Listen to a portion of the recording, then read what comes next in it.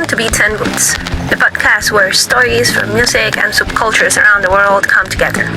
Here, we want to explore the journey of skinheads and skin girls, rude boys and rude girls, punks, and everyone part of our subcultures. On each episode, we will dive deep into personal stories, how our guests discovered these scenes, faced challenges, found joy, unity, and identity through music. Join us on Beats and Boots, music and subculture stories.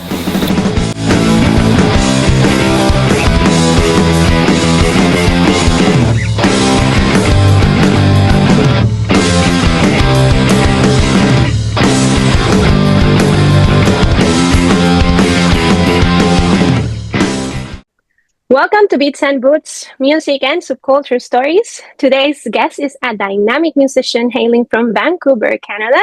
She is the bassist for two incredible bands, Toy Tiger and the Buzzers. Let's welcome Lauren to Beats and Boots.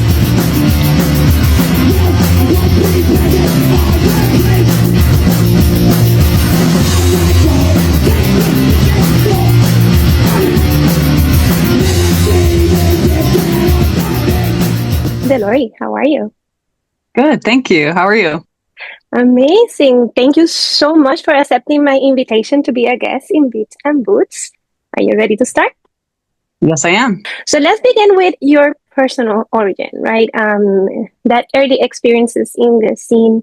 Can you take us back to when you first discovered the subcultures? What drew you in?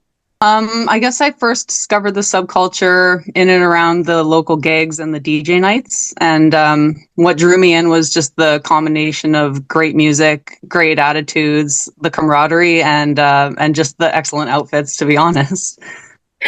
How did you first got involved? Like, what was that first? Can you remember, like, the very first experience in first show, or the first person that was your contact? So I started with DJing. There's a local spot in Vancouver where record collectors, they can spin for their own evening. And so, yeah, I just had a decent enough record collection, and some people came out, and I started seeing the same types of people, and they could kind of gauge where I was at just based on the music I was playing and things like that.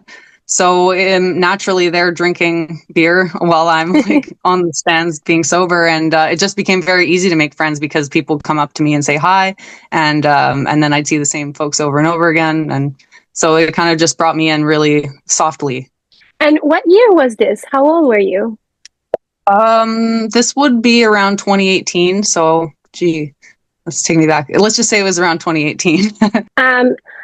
Have you experienced support from your male, like in your band, and or have there moments where you feel misunderstood? I would say generally I do feel supported. My bandmates in both bands are really excellent. Even from the start, I was new to it all, and first getting on stage, and it was scary and stuff, but they were really supportive, and they said it's no big deal. As well as even before the bands, I was DJing, and there's a lot of friendly people where I'm from. So people were happy to help me with some tips for DJing and spinning tunes. And so I feel like there was a lot of just actual support from the men and the women in the scene. Talking a little bit about more, the construction of your identity. This is a subculture that involves, it's a way of life, right? It's embedded in every aspect of our lives. What does being part of this subculture mean to you? In which ways have impacted yourself and your identity? I think that, being a part of the subculture and having this as my identity just means that, like, it doesn't really matter where I go, even if I don't know anybody, like, I'll be able to find my people just by, like, seeking out the DJ nights or the local gig. And, like, when there's skinheads, there's going to be, like, a laugh and some beer shared. So I find that it's sort of just knowing where I am, even if I don't know the people or the city.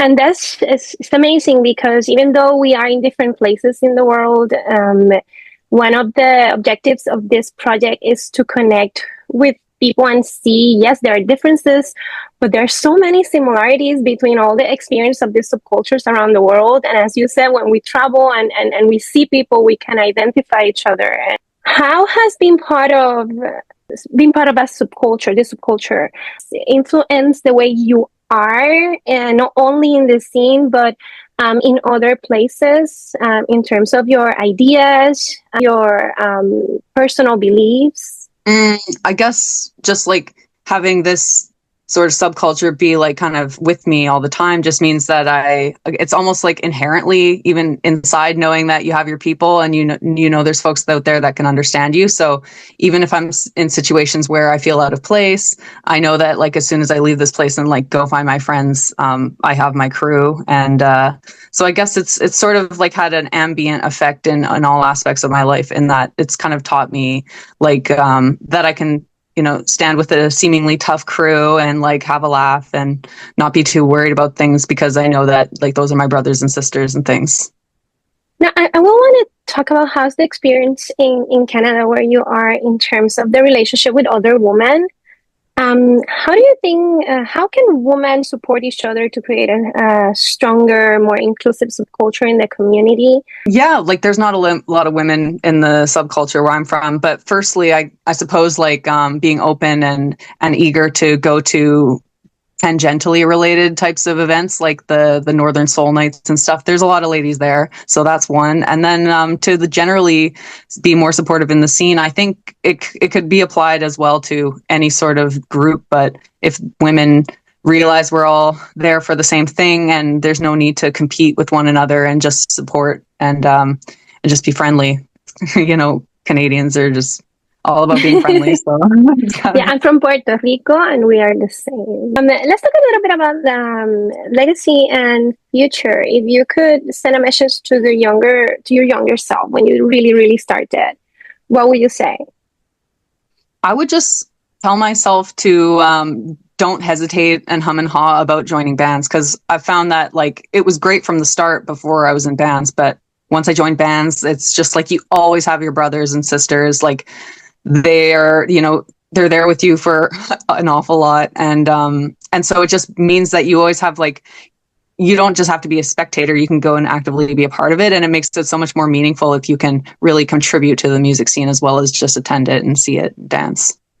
And can you talk a little bit more about that, about the community that you experience, not only as you said as an spectator, but now you are in the band, so you move around a lot of places and shows. Oh, sure. I think it's one of my favorite things about being in bands is just there's so much help and support that goes into even putting on a show. And so you end up meeting and chatting with these people before even the spectators come in. And so inherently you're sort of building a little network there, and you can really rely on these people. Like I haven't had to pay for accommodations most places I've played and stayed, because it's just like the people putting on the gig are also happy to have you crash in their living room and get breakfast with you and stuff like that. So it's almost like being in the bands allows you to kind of just get to a deeper level with these people that you would have to take longer with if you were just showing up and supporting the scene by spectating. Let's talk a little bit about music discovery. What was your initial music exposure in terms of bands? Well, naturally, there's the stuff you see on TV, which has great soundtracks and things like that. Like, but what kind of really brought me into things was the Have a Good Laugh Festival in Vancouver. That used to be a thing that went on every year in the summer. And the promoters of that festival, they always try and get a really good mix of, everything from grindcore to oi and things. So there was the Victoria band No Heart that came around one of the years I was there, and everybody's so lovely in that band. So I met a lot of skinheads through that. And then also I went to the Specials the same year. And that was just, it was magical just for how great the music was, but also just like everybody around me was like either a skinhead or a rude boy or something. And it was just like eye-opening, I suppose. How has your taste in music evolved since you joined the scene? I guess like a lot of people could say some of my music tastes in the beginning were just the more easy like ones to find, and the more anthemic songs and things like that. And then as I've been like more involved in it and going to shows and playing shows, you get to just like expand on what you know. So I've just like become accustomed to like seeing these excellent bands and like the French bands and things like that too. So it's just I wouldn't say it's evolved, but more just like broadened and expanded, because I've just seen more things and attended more shows and listened to more records and all. the specials, like I said, was pretty magical. So that was pretty great. Definitely better live than even recorded. And same with some of the bands at Rock the Ship Festival in 2019. I mean, it was on a World War II battleship, so it was amazing anyway. But I saw Coxbar that year, and there's nothing like it. I would also say some of the songs from Mess, they just really get the crowd going absolutely with their like anthemic chant songs and things. So, any song that you have in repeat right now?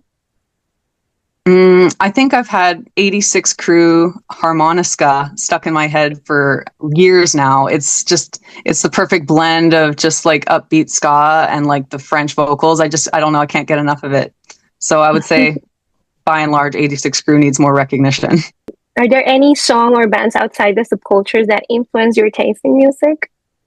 Yeah, I would say Susie Quattro from back in the day, with her just excellent bass playing and like stomping her little feet and being an absolute powerhouse. That was definitely influential for me.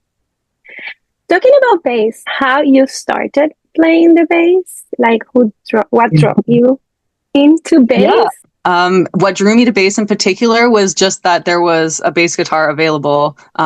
A friend through a friend. And the reason I decided to go with this route is because I was trying to find a reason to quit smoking. And I was like, well, if I just quit smoking, I'll get a bass, I'll just practice that. It'll make up for this. This is something I wanted to do. And then, I practiced on my own in my bedroom for a long time, and then kind of pestered the vocalist of Toy Tiger for a while because he gave me a hint that I'd be able to get in, and I had to chase him down for a couple of months. But yeah.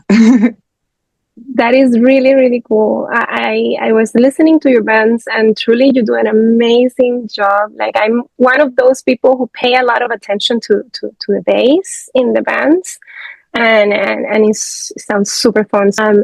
Do you want to tell us a little bit about how that happened, how you end up playing with these amazing bands? Well, Toy Tiger was first, and the then bassist was said to be going back to the UK, where his family is from, or living now. That's where I am currently.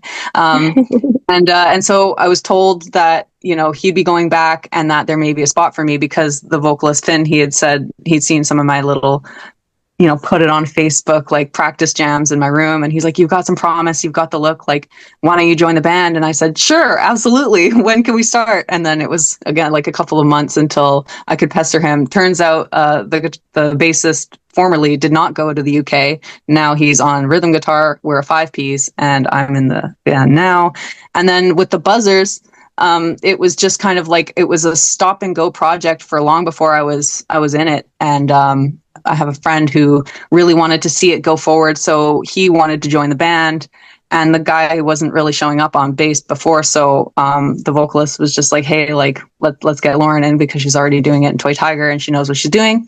And then now I'm in both. Before we wrap up, can you tell us where can our audience find information about your upcoming performances, and where is your music available for those who wish to explore more of your work?